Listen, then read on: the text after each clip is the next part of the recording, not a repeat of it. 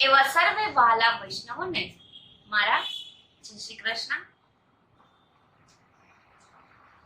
તો આજના શિક્ષાપત્રમાં શ્રી હરિરાયજી રચિત બૃહદ શિક્ષાપત્રમાં શિક્ષાપત્ર બીજું કે જ્યાંથી આપણે શરૂઆત કરશું. શિક્ષાપત્ર બીજાનો ઉદ્દેશ છે આ દ્વિતીય શિક્ષાપત્રમાં નિરોધની સિદ્ધિના પ્રકારનું નિરૂપણ છે. આ પહેલા કહેલી રીતે પ્રથમ શિક્ષાપત્રમાં ભાવ હૃદયમાં ધરે તો તે જીવ ઉપર શ્રી આચાર્યજીની કૃપા ઉતરે તથા પુષ્ટિ માર્ગમાં રસરૂપ કલાત્મક ભગવાન શ્રી કૃષ્ણ દાન જ કરે. જેને એ દાન મળે તેને શ્રી કૃષ્ણનું સ્વરૂપ હૃદયારૂઢ થયેલું હોવું જોઈએ. માટે આ દ્વિતીય શિક્ષાપત્રમાં એ સ્વરૂપાના અનુભવનું વર્ણન કરવામાં આવ્યું છે. અત્રે આપેલા પ્રથમ શ્લોકથી પ્રારંભ કરીને અષ્ટાદશા શ્લોક સુધી સ્વરૂપનું જ વર્ણન આપવામાં આવ્યું છે. શિખાથી શરૂ કરીને નખ સુધીની સ્વરૂપની શોભા એમાં વર્ણવેલી છે. એ સ્વરૂપ શોભામાં જે જે વસ્તુઓનું વર્ણન આપવામાં આવ્યું છે તે વસ્તુઓ સંબંધી હૃદયમાં અનેકાનેક ભાવો ઉપજાવી શકાય છે. આવી ભાવના સંપૂર્ણ વૃદ્ધિ થઈ એટલે સ્વરૂપ હૃદયમાં આરૂઢ થયેલું જાણવું. પણ કેવા ભાવ કરી શકાય છે તેનું દિગ્દર્શન કરવાને યોગ્ય હોવાથી તેવા ભાવનું સ્પષ્ટીકરણ છે. હવે જાણીએ શિક્ષાપત્ર બીજાનો પહેલો શ્લોક. યશોદો સત્સંગ લાલિત કચ ગ્રથિત વેણિક મુક્તા ફલા લદસાભા શ્વથ ક્લુષ્ટિન કલતઃ. પહેલા શ્લોકનો શબ્દાર્થ જાણીએ. શ્રી યશોદાજીના ઉત્સંગ ખોડામાં શ્રી ઠાકોરજી શોભી રહ્યા છે. વેણી રૂપે જેનો કેશ ગુથ્યા છે, જેમનું કપોળ મોતીથી સુશોભિત થઈ રહ્યું છે. ફરફર થતા વાકડિયા વક્ર કેશ સહિત જે શોભે છે. હવે જાણીએ વિવેચન. શ્રી યશોદા સત્સંગ લાલિત કેવળ ભાવાત્મક સ્વરૂપ છે. શ્રી વસુદેવજીને ત્યાં જે સ્વરૂપ મથુરામાં પ્રગટ્યું છે તે માત્ર રસાત્મક નથી. તે સ્વરૂપ તો ભૂપારર હરણાદ અને મોક્ષદાન આદિ અનેક કાર્ય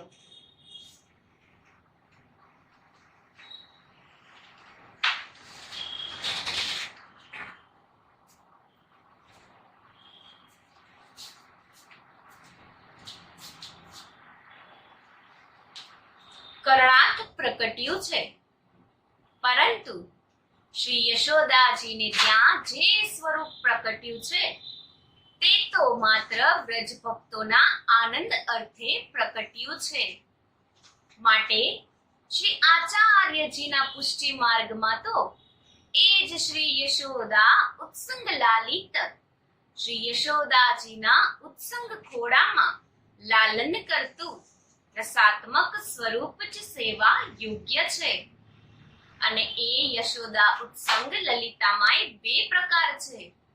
દરેક કલ્પમાં દ્વાપર યુગ આવે છે ત્યારે શ્રીનંદ અને શ્રી યશોદા ઉત્સંગ લલિત પુષ્ટિ માર્ગ સેવવા યોગ્ય નથી. પરંતુ સારસ્વત કલ્પમાં જ સ્વયં ભગવાન શ્રી કૃષ્ણ પોતે જ પધાર્યા છે. વેદની ઋચાને જેમણે વરદાન આપેલું છે તે જ સારસ્વત કલ્પના શ્રી યશોદા ઉત્સંગ લાલિત શ્રી કૃષ્ણ પુષ્ટિ માર્ગમાં સેવવા યોગ્ય છે. બીજા કલ્પોના સ્વરૂપો અંશાવતાર છે અને શ્રી ગુસાઈજીનું વચન છે. જાનિત પરમ તત્વ યશોદા સંગ લાલિતમ તદન્યદિપી યો પ્રોહુરાસુરાનંતુઃ બુદ્ધાઃ.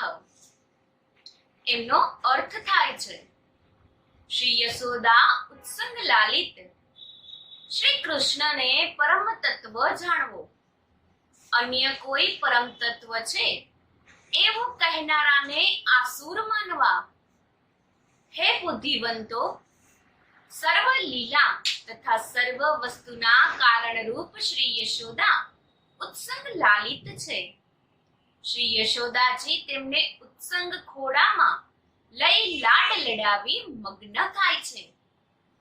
તેમને શ્રી ગુસાઈજી મંગલ ગ્રંથમાં કહે છે, મંગલમેહી શ્રી નંદ યશોદાના મસુ કીર્તન દ્વિચોર સત્સંગ લાલિતમ પાલિત રૂપમ. એટલે કે આવા મંગલ સ્વરૂપને પ્રાપ્ત કરીને ગોદમાં લઈને શ્રી યશોદાજી સ્વયં મંગલ રૂપ થયા છે. એવા મંગલ સ્વરૂપનું ધ્યાન ધરી રહ્યા છે. શ્રી યશોદાજી એમના વાકડિયા કેશ ઓળીને તેમાં વેણી ગૂંથે છે અથવા તેમને ગોદમાં લઈને મેવા મીઠાઈ આરોગાવે છે અથવા અનેક ખીલોના રમાડે છે અથવા ઘરમાં જે કુમારિકા ભક્ત છે તે શ્રી ઠાકોરજીની વેણી ગૂંથે છે અથવા અનેક શ્રુતિ રૂપા શ્રી ચંદ્રાવલીજી પધારીને બાળ ભાવે વેણી ગૂંથે છે અથવા શ્રી યશોદાજી શ્રી ઠાકોરજીની બાળહટને લીધે વૃષભાનો કુમારિકાને પોતાની પાસે બેસાડીને બંને શ્રી ઠાકોરજીની વેણી ગૂંથે છે. શ્રી મહાપ્રભુજીની કૃપા થકી આ પ્રકારના અનેક ભાવાનુભાવ થાય છે. આમ વેણી ગૂંથાઈ રહ્યા પછી સુંદર કેસ પર મોતીનો લટો શોભે છે. તે જાણીને નીલ ભૂરા પદ્મ કમળ પર શ્વેત જળ બિંદુઓ આવી રહ્યા હોય એવા દીપી ઉઠે છે અથવા શ્યામ ગગન મંડળમાં ચંદ્રમા અને ચંદ્રમા પર તારણા ગણોની પંક્તિઓ આવી રહી હોય એમ શ્રી ઠાકોરજીના શ્યામ સ્વરૂપ દેહમાં મુખચંદ્ર અને મુખચંદ્ર પર મોતીની લટો શોભે છે. સિત્તડ મંદ સુગંધ વૃથાથિત કુંતલ ના વાકડિયા કેશ દોલાયમાન થાય છે. એ શ્યામ કેશ જાણે મુખ કમળના રસ મુકુંદ નું પાન કરવાને નાનાશા ભ્રમરની હારો પંક્તિઓ જ આવીને બેઠેલી નહીં હોય એવી શોભી રહ્યા છે. મુખ રૂપી ચંદ્ર પર શ્યામ કેશની વેણ કાળા નાગના નાનકડા બચ્ચા સમાન શોભી રહ્યા છે. એ પ્રકારે શિખાથી નખ પર્યંત શૃંગાર ભાવ હૃદયમાં વિચારવા. હવે આવે છે શિક્ષાપત્ર બીજાનો બીજો શ્લોક.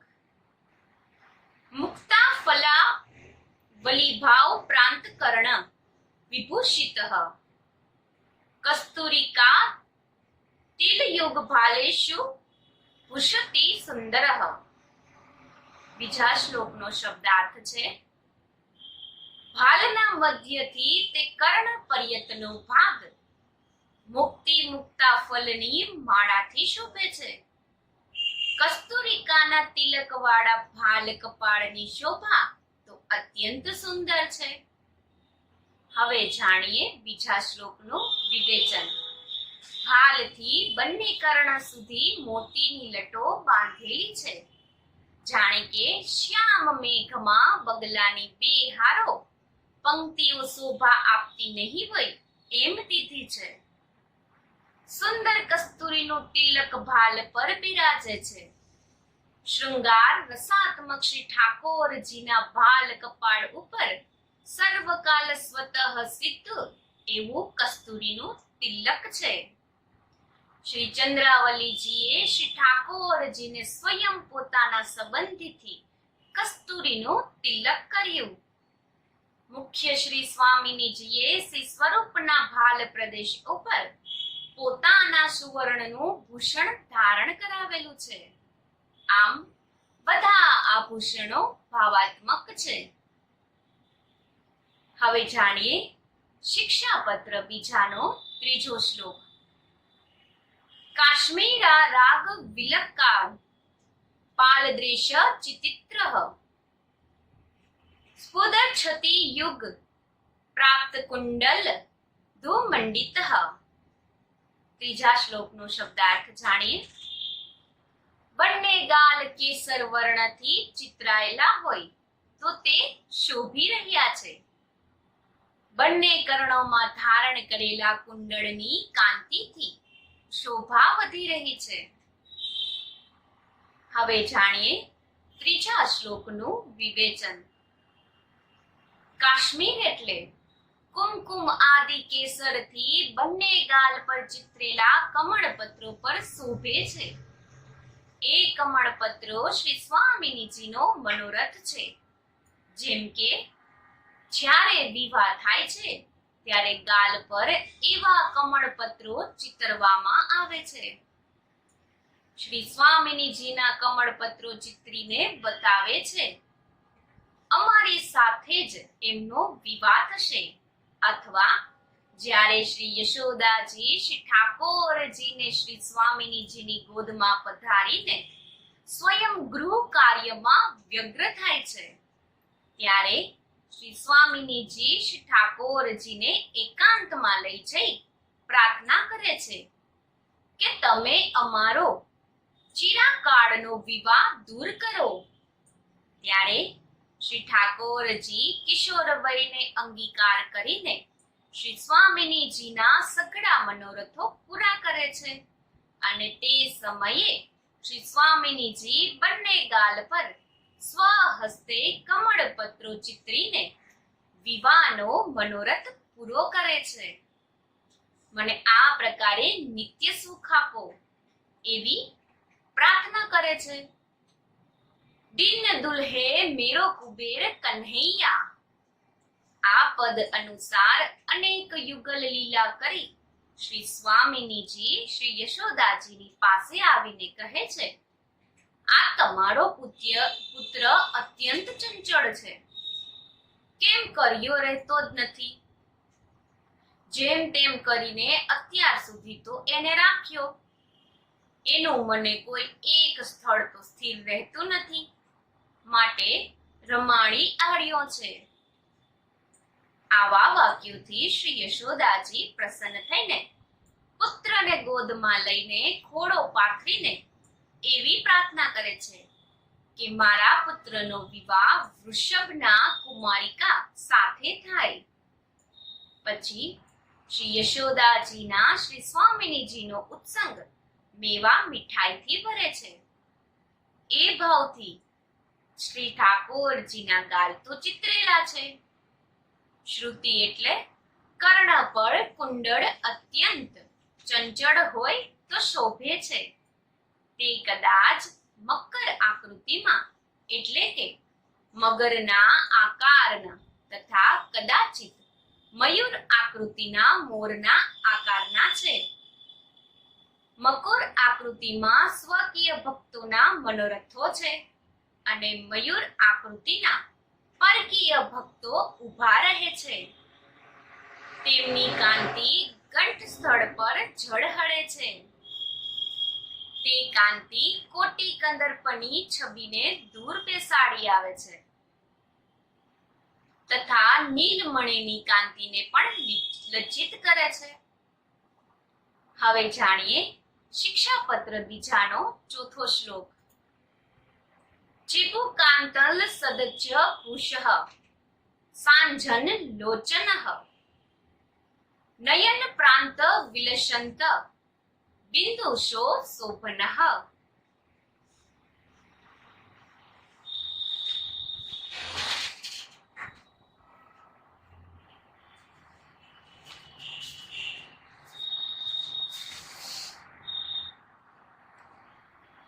હવે જાણીએ ચોથા શ્લોકનો શબ્દાર્થ. ચીબુકના મધ્યમાં હીરાનું આભૂષણ શોભે છે. નેત્રો અંજનયુક્ત છે. નયનોના ખૂણા મસીના બિંદોથી શોભિત છે. હવે જાણીએ ચોથા શ્લોકનું વિવેચન. સુંદર ચીબુક પર હીરાનું આભૂષણ સુશોભિત છે. તે પરમ જ્વલ શ્રી ચંદ્રાવલીજીનો ભાવ દર્શાવે છે. મધુરાષ્ટકની ટીકામાં તેનું વિસ્તારપૂર્વક વર્ણન છે. શ્રી સ્વામિનીજીએ શ્રી ઠાકોરજીના અધરામૃતનું પાન કર્યું ત્યારે રસની અધિકતા થવાથી મુખ કમળમાંથી જે અધર રસ સ્રવ્યો તે ચીબુક પર આવ્યો છે અને શ્રી ચંદ્રાવલીજીએ તેનો આસ્વાદ કરે છે. આ ભાવથી ચીબુકનું ભૂષણ વિરાજે છે. નયન કમળમાં સુગુસ્ગાર સાથે જ અંજન થાય છે. નેત્રોના કટાક્ષ દરો દિશાઓમાં ભક્તોના પર પડે છે. વ્રજ ભક્તો મોહ પામીને ગૃહ કાર્ય પણ વિસરી જાય છે, કેમ કે નયનો અત્યંત ચપળ છે, અતિ અરુણ છે તથા અનેક ભાવોથી પૂર્ણ છે. શ્રી ગુસાઈજી લલિત ત્રિભંગ ગ્રંથોમાં તેનું વર્ણન કરે છે. દશે દિશાના ભક્તોનો રસપાન કરાવે છે. શ્રી યશોદાજીએ ભુક્તિ પર કાજળનું ટપકું કર્યું કે મારા પુત્રને કોઈની નજર ન લાગે. એ મસી બિંદુની શોભા સૌને મન હરે છે. હવે અધુરષ્ટની શોભા તથા તેના ભાવનું વર્ણન કરે છે. શિક્ષાપત્ર બીજાનો જાણીએ પાંચમો શ્લોક. લાલા મીશા પદરસ સ્ત્રુવસ્ત્ર વરણ જ્ઞાન બુદ્ધક બાલ્યા ભાવ તિલુ લભરસો બોનત તત્પરઃ. પાંચમા શ્લોકનો શબ્દાર્થ જાણીએ. લાડ મીશે અધરસ સ્ત્રાવવાને લાડ દડાવીને જ્ઞાન ઉત્પન્ન કરનારા છે અને બાલ્ય ભાવથી અત્યંત સુલભ રસ બતાવવામાં તત્પર છે. પાંચમા શ્લોકનું વિવેચન છે. આ રક્ત અધિરાષ્ટ્રથી રસ સેવન કરે છે. આ રસથી શ્રી યશોદાજી સમજે છે કે બાળકને લાડ સ્ત્રવે છે, પરંતુ શ્રી યશોદાજી મુખ પર ચુંબન કરે છે ત્યારે બાળ લીલાના અધરસનો આસ્વાદ થાય છે. કારણ કે પુષ્ટિ લીલામાં અધરસ રસપાન વગર અંગીકાર થતો નથી અને શ્રી ઠાકોરજી તો નિત્ય લીલામાં સૌનો અંગીકાર કરાવવાને પધાર્યા છે. શ્રી નંદરાયજીને અને વૃદ્ધ ગોપીજનોને શી રીતે અધરામૃત મળે એમ વિચારીને બાળ ભાવે લાડ સ્ત્રાવે છે. સખાઓને ગ્વાલ મંડળીમાં હેઠું જૂઠું ખવડાવે છે. વ્રજ ભક્તોનું જીવન પડે પડે અધરામૃત વડે જ છે. એમને બીજા સંબંધ તો થતા નથી. બાળ ભાવમાં શ્રી સ્વામિનીજીને અધરામૃત પાન અત્યંત સુલભ છે, કારણ કે તે શ્રી યશોદાજી પાસે જઈને કહે છે, લાવો તમારા બાળને અમે રમાડી લાવીએ. સૌ એમ સમજે કે પુત્રને રમાડવા લઈ જાય છે, તેથી વિષમ બુદ્ધિ કરતો નથી. પરંતુ શ્રી સ્વામિનીજી તો એકાંતમાં પુત્રને લઈ જઈ શ્રી ઠાકોરજીને ગુપ્ત રસની પ્રાર્થના કરે છે. શ્રી ઠાકોરજી રસદાનમાં સર્વદા તત્પર છે, તેથી સઘળા ભક્તોના મનોરથો પૂરા કરે છે. હવે જાણીએ શિક્ષાપત્ર બીજાનો 6થો શ્લોક. મુખાંબુજ નિજામ ગુષ્ટ પ્રવેશ ન પરાયણ ભક્તિ પ્રવષ્ટસ્ય ગતિ ક્રિયા શક્તિ વિબોધક. 6થા શ્લોકનો શબ્દાર્થ જાણીએ. આપના મુખારવિંદમાં આપનો અંગુષ્ઠ પ્રવિષ્ટ કરવામાં તત્પર છે. ભક્તિમાં પ્રવિષ્ટ જીવની ગતિ અને ક્રિયા શક્તિ એ અંગુષ્ઠ બતાવે છે. 6થા શ્લોકનું વિવેચન જાણીએ. શ્રી ઠાકોરજી પારણામાં પોઢતા સ્વ અંગુષ્ઠને વારંવાર મુખમાં મૂકે છે. ચરણ કમળના અંગૂઠાને બંને હાથ વડે પ્રવિષ્ટ કરાવે છે. તેથી એ બતાવે છે કે ચરણાવિંદમાં કોટાયનું કોટી ભક્તોમાં મન લાગી રહે. એ ભક્તોના મનમાં ચિરકાળથી તાપ રહે છે. અમને અધરામૃતનું કદીએ પાન થતું નથી. એ અધરામૃત રસ કેવો હશે? ભક્તોની આવી આરતી આતુરતા તાપ ભગવાન સહન કરી શકતા નથી. તેથી બાલ્ય ભાવથી કોઈ જાણે નહીં. એ રીતે ચરણાવિંદમાં જેનું મન આસક્ત છે એવા ભક્તોને અધરામૃતનું રસપાન કરાવે છે. અંગૂઠાને મોંમાં મૂકીને અંગુષ્ઠ પરસ લાવે છે. ભક્તો અંગુષ્ઠને નમન કરે ત્યારે તેમને રસ પ્રાપ્ત થાય છે. અથવા તો પરમાત્મા વિચારે છે કે મારા ચરણાવિંદમાં એવો કયો રસ છે કે બધા ભક્તો મારા ચરણ કમળને સેવે છે, તેનું ધ્યાન ધરે છે. એ આસ્વાદ હું તો કરું. માટે બાળ ભાવે પોતે જ પોતાના ચરણારવિંદનો રસવાદ કરે છે. ચારેય દિશામાં જે વ્રજ ભક્તો વીંટાળેલા છે તેમની આગતા સ્વાગતા ભગવાન પોતાના નયન કટાક્ષથી કરે છે. એ રીતે તેમને રસ કીર્તન બતાવે છે. અથવા કોઈ વેળા શ્રીહસ્તનો અંગૂઠો મુખમાં રાખીને જે અંતગૃહતા શરીર છોડી શ્રી ઠાકોરજી પાસે આવે છે તેનું સ્વયં શ્રી હસ્તે ગ્રહણ કરીને સ્વમુખારવિંદમાં પધારે છે. એટલે કે કોઈ વેળા એકાંતમાં એવા ભક્તોને શ્રી મુખમાંથી બહાર કાઢીને તેમની જોડે રમીને ફરીથી સ્વમુખારવિંદમાં ધરાવે છે. લોકોને બતાવવાને બાળક અંગૂઠો ચૂસે છે, પરંતુ શ્રી સ્વામિનીજી વગેરેને અનેક રમણ બંધાદિક ક્રિયાનું બોધન કરે છે.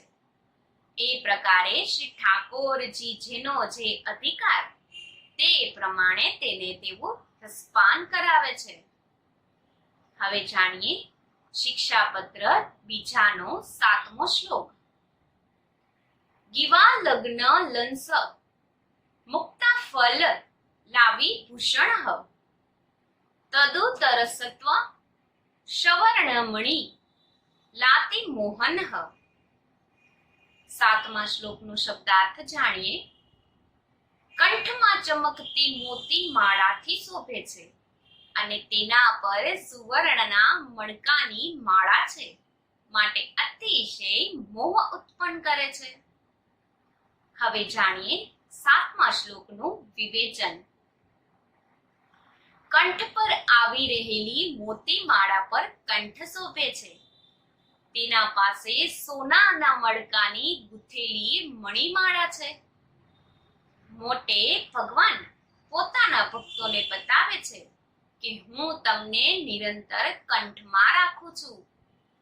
સોનાની તથા મોતીની મણિમાળા અને ભક્તોની ભાવાત્મક છે, માટે ભગવાને પ્રેમપૂર્વક ધારણ કરી છે. હવે જાણીએ શિક્ષાપત્ર બીજાનો 8મો શ્લોક. ઉરહ સ્થલ લરસ સ્વચ્છ વલવેકા વાભૂષણઃ મુક્તા ફલ સ્વર્ણમ માલયુત તિંતલો તરહ. જાણીએ 8મા શ્લોકનો શબ્દાર્થ.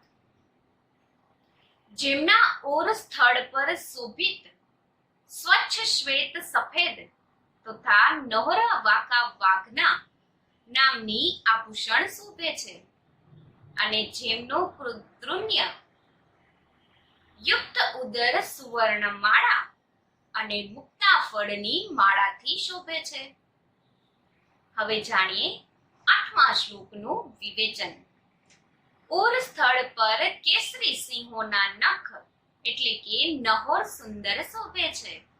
શ્રી યશોદાજી પોતાના સૂતની રક્ષાર્થે તે ધરાવે છે.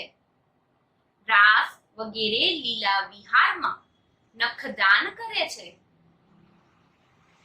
વાખન ચક્ર છે તેનો ભાવ એવો થયો કે કેટલાક ભક્તોના હૃદય વાકા છે, તેને વશ કરવાનું પ્રભુ વાકો વાઘન સ્વહૃદય પર રાખે છે.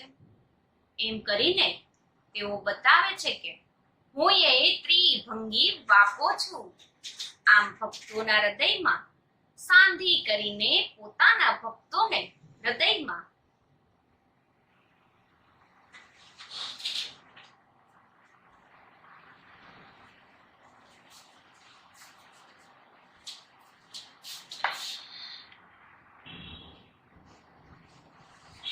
રાખે છે. અસંખ્ય ભક્તોને ગૃહે શ્રી ઠાકોરજી પધારે ત્યાં દ્વાર પર રક્ષક રખેવાળા જોઈએ ત્યારે નહોરની લીલા સંબંધી આદિ દેવિક નૃસિંહજી પ્રકટ કરી તેને દ્વાર પર રક્ષણનો હક આપીને સ્વયં નિર્ભયપણે લીલા વિહાર કરે છે. માટે પોરે પરે જ સિંહ છે, તે પુષ્ટિ લીલા સંબંધી છે. એ ભાવથી જ શ્રી ઠાકોરજીએ હૃદય પર નખનું આભૂષણ ધારણ કર્યું છે. આ રીતે સર્વે આભૂષણો કઈ વ્રજ ભક્તોની લીલાથી સાનુકૂળ છે. તેથી ભગવાન તેમને હંમેશા પ્રેમપૂર્વક પોતાની પાસે રાખે છે. વ્રજ ભક્તોની લીલાથી જે કઈ વિરુદ્ધ પ્રતિકૂળ હોય તેને શ્રી ઠાકોરજી સત્વરે ત્યાગ કરે છે. માટે પુષ્ટિ માર્ગમાં વ્રજ ભક્તોની કૃપાથી અંગીકાર થાય છે, બીજી કોઈ રીતે નહીં. એ વાઘ નખ આભૂષણની પાસે એક મુક્તા ફળ માળા અને એક સોનાના મણકાની માળા છે. સુવર્ણ મણકાની માળા શ્રી સ્વામિનીજીનો ભાવ દર્શાવે છે અને મુક્તા ફળ માળા શ્રી ચંદ્રાવલીજીનો ભાવ દર્શાવે છે. માટે શ્રી ઠાકોરજીએ નિજ હૃદય પર તે અંગીકાર કરેલો છે. હવે જાણીએ શિક્ષાપત્ર બીજાનો 9મો શ્લોક. બાહુ મધ્ય માલ ચંદ્ર જડિત ગંધ સુંદર ષટ ગુચ્છલ સ્વપલકંકરણ ભૂષણ. 9મા શ્લોકનો શબ્દાર્થ છે. જેમની બંને ભુજાઓના મધ્યમાં ચમકતા રત્ન જડિત બાજુબંધ શોભે છે. રેશમની ગાંઠથી શોભિત નાનકડા શ્રી હસ્તમાં કંકણનું ભૂષણ જેમણે ધારણ કર્યું છે. હવે જાણીએ 9મા શ્લોકનું વિવેચન. સુંદર બાહુએ પર રત્ન જડિત બાજુબંધ નવરત્ન યુક્ત હોય એવા બાહુઓને શોભા આપે છે. વામ બાહુઓમાં શ્રી સ્વામિનીજીનો ભાવાત્મક બાજુબંધ સ્વયં ધારણ કરેલો હોય છે. દક્ષિણ બાહોમાં શ્રી ચંદ્રાવલીજીનો ભાવાત્મક બાજુબંધ છે. પટના ગુચ્છામાં પરોવેલા નાનકડા કંકળ પણ બંને કરમાં શોભે છે. હવે જાણીએ શિક્ષાપત્ર બીજાનો 10મો શ્લોક. દશાંગ ગુલિત ચંદ્ર જડિતો ત્રિમુખઃ કિંકણી પટ ગુચ્છાતિ વિરાંકિત કટિસ્થલઃ. 10મા શ્લોકનો શબ્દાર્થ જાણીએ. જેમની દશેય આંગળીઓમાં રત્ન જડિત ઉત્તમ મુદ્રિકાઓ વીંટીઓ વિરાજે છે, જેમનું કટી સ્થળ કિંકણી શુદ્ર ઘંટિકા નાનશી ઘૂઘરીઓ યુક્ત પટગુચ્છથી અત્યંત શોભે છે. હવે જાણીએ 10મા શ્લોકનો શબ્દાર્થ. બે શ્રી હસ્તની દસેય આંગળીઓમાં રત્ન જડિત પરશુત્તમ મુદ્રિકા વીંટીઓ શોભાયમાન છે. 10 મુદ્રિકાઓનો એવો ભાવ છે. 10 પ્રકારના ભક્તોની ભાવાત્મક છે. જે રસમાં જે ભક્તો હોય તેમને તે રસાલુંગીના નખથી દાન કરે છે. કટી સ્થળ વિશે રેશમી ગુચ્છામાં પરોવેલી એવી જ ઘૂઘરીઓ રાસ વગેરે અનેક લીલાઓનું સુંદર મધુર સૂર કાઢનારી ઘંટડીઓ બાંધી છે. ભક્તોને કિકડીના નાદથી અનેક લીલાઓનું સ્મરણ થાય છે.